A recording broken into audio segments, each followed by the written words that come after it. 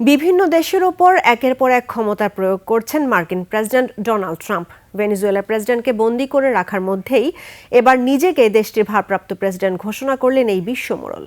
আর পরিস্থিতি খারাপ হওয়ার আগেই যুক্তরাষ্ট্রের সঙ্গে চুক্তিতে আসতে কিউবাকে হুঁশিয়ারি দিয়েছেন ট্রাম্প। অন্যদিকে তার গ্রিনল্যান্ড দখল করে নেয়ার হুমকির মুখে আতঙ্কে ডেনমার্ক সরকার। আফসানা নীলার রিপোর্ট।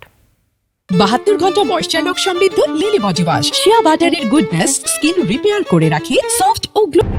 রোববার নিজের সামাজিক মাধ্যম ট্রুথ সোশ্যালে একটি ছবি পোস্ট করেন প্রেসিডেন্ট ট্রাম্প। সেই ছবির ক্যাপশনে বলা হয়েছে, 2026 সালের জানুয়ারি মাসে ভেনেজুয়েলার ভারপ্রাপ্ত প্রেসিডেন্টের পদে আসীন হয়েছেন তিনি।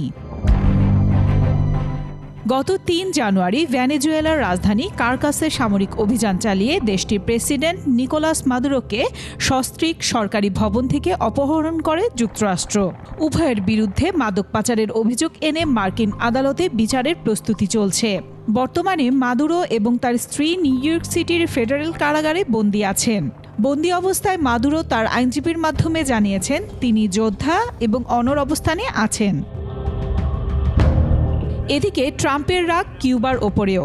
পরিস্থিতি খারাপ হবার আগেই যুক্তরাষ্ট্রের সঙ্গে চুক্তিতে আসতে কিউবাকে হুঁশিয়ারি দিয়েছেন মার্কিন প্রেসিডেন্ট। সতর্ক করে বলেছেন, কিউবা যদি এখনই চুক্তিতে না আসে তাহলে তাদের জন্য পরিস্থিতি খুব খারাপ হতে পারে। ট্রুথ সোশ্যালে তিনি লেখেন, কিউবার জন্য আর কোনো তেল বা টাকা যাবে না, জোর দিয়ে বলছি এখনই চুক্তি করো। তবে সেই হুমকি সরাসরি প্রত্যাখ্যান করেছেন কিউবার প্রেসিডেন্ট মিগুয়েল দিয়াজ কানেল। সাফ জানিয়েছেন, কিউবা একটি স্বাধীন দেশ এবং কেউ তাদের ওপর হুকুম চালাতে পারবে না।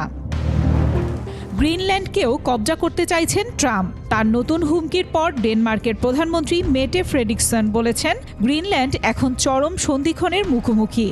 ট্রাম্প গ্রিনল্যান্ড দখলের ইচ্ছা পোষণ করে বলেছেন, ডেনমার্ক পছন্দ করুক বা নাই করুক, ওয়াশিংটন গ্রিনল্যান্ড নিয়ে কিছু একটা করতে যাচ্ছে।